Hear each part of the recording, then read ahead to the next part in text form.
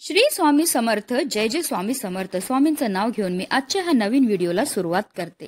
हिंदू धर्मात माघ पौर्णिमेला विशेष महत्त्व दिलं गेलं आहे. या दिवशी पवित्र नदींमध्ये स्नान करणे आणि दान करण्याला विशेष महत्त्व आहे. हे दान केल्यामुळे आपल्या सर्व मनोकामना पूर्ण होतात. तसेच या दिवशी गंगा, यमुना आणि सरस्वतीच्या संगमात स्नान केल्याने सर्व प्रकारच्या पापांपासून मुक्ती मिळते. तसेच देवी लक्ष्मी, भगवान विष्णू आणि शंकराची पूजा केल्याने सुख समृद्धी प्राप्त होते. हिंदू पंचांगानुसार माघ महिन्याच्या शुक्ल पक्षातील पौर्णिमा तिथी 11 फेब्रुवारी रोजी संध्याकाळी 6:55 सुरू होईल, तर 12 फेब्रुवारी रोजी संध्याकाळी 7:22 समाप्त होईल. आणि यंदा माघ पौर्णिमेचं व्रत जे आहे ते आपल्याला 12 फेब्रुवारी म्हणजे बुधवारी करायचं आहे. चंद्रोदयाची वेळ संध्याकाळी 5:49 असणार आहे. या दिवशी अनेक शुभयोग तयार होत आहेत. सौभाग्य आणि शोभन योगामध्ये केलेल्या उपासनेने आणि दानाचे आपल्याला शाश्वत फळ हे प्राप्त होत असतं. तसेच अश्लेषा आणि माघ नक्षत्राचा योग जो आहे तो अत्यंत शुभ मानला जातो. या काळात पवित्र नदीत स्नान आणि पूजासाठी विशेष महत्त्व हे दिलं जातं. तसेच शिवयोग हा भगवान शिव आणि विष्णूच्या पूजेसाठी विशेष फलदायी मानला जातो. हिंदू धर्म ग्रंथामध्ये सांगितलं आहे की जगाचे पालन करता गंगेच्या पाण्यात राहतात. यामुळे माघ पौर्णिमेच्या दिवशी गंगेत स्नान केल्याने पुण्य प्राप्त होते. तसेच माघ पौर्णिमेच्या दिवशी चंद्रदेव आणि लक्ष्मीचीही पूजा केली जाते. या दिवशी वस्त्र, अन्न आणि गहू दान करणे अत्यंत शुभ मानले जाते. असे मानले जाते की माघ पौर्णिमेच्या दिवशी वस्त्र, अन्न आणि गहू दान केल्याने विष्णूंचा विशेष आशीर्वाद प्राप्त होतो. तसेच माघ पौर्णिमेच्या दिवशी भगवान सत्यनारायणाची पूजा केल्याने सर्व इच्छाही पूर्ण होतात. ज्योतिषशास्त्रात या तिथी संबंधित अनेक उपाय सांगितले आहेत आणि जे खूप प्रभावी आहेत.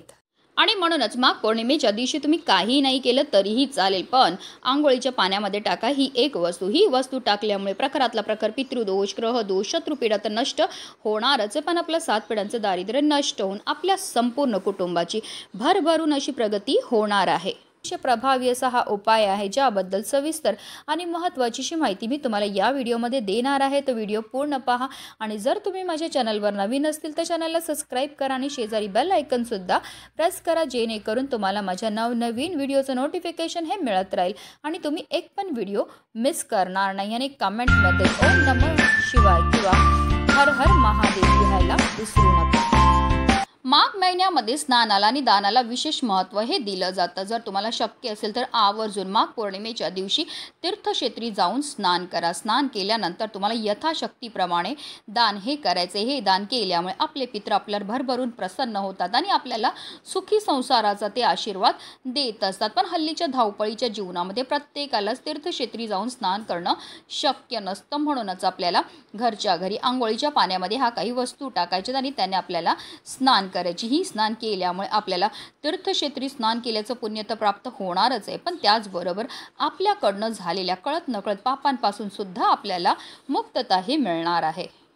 आणि म्हणूनच आपल्याला माघ पौर्णिमेच्या दिवशी ब्रह्ममुहूर्तावर उठायचं आहे आणि अंथरुणामध्ये श्रीहरी, विष्णू, माता लक्ष्मी तसेच महादेवांचं स्मरण करायचं आहे.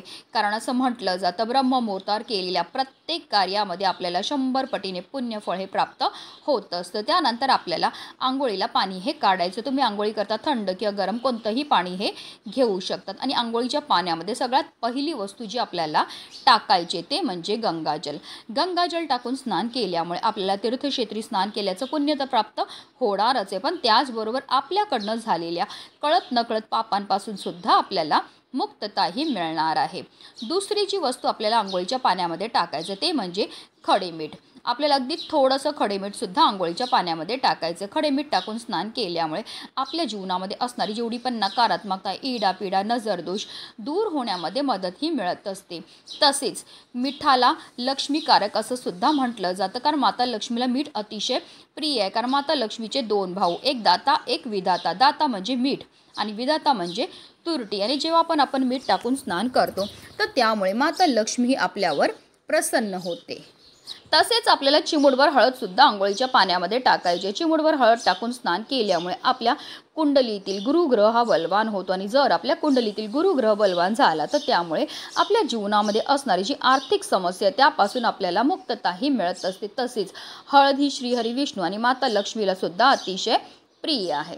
तसेच आपल्याला 5 तुळशीची पत्र सुद्धा आवर्जून आपल्या आंघोळीच्या पाण्यामध्ये टाकायचे, कारण तुळस म्हणजे साक्षात माता लक्ष्मीचं स्वरूप आहे आणि श्रीहरी विष्णूंना सर्वात प्रिय ती म्हणजे तुळस। आणि तुळशीचं पत्र टाकून जर आपण स्नान केली तर त्यामुळे आपल्या जीवनामध्ये असणारी जेवढी पण नकारात्मकता, इडापिडा आहे, दोष आहे, दारिद्र्य ते दूर होण्यामध्ये मदतही मिळत असते आणि आपल्यावर श्रीहरी विष्णू आणि माता लक्ष्मीची सुद्धा कृपाही होत असते।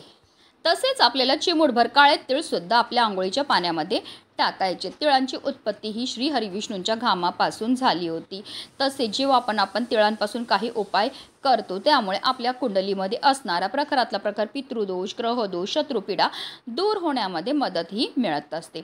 आता या सर्व वस्तू आपल्याला आंघोळीच्या पाण्यामध्ये टाकायच्यात आणि आपल्याला स्नानही करायची आहे।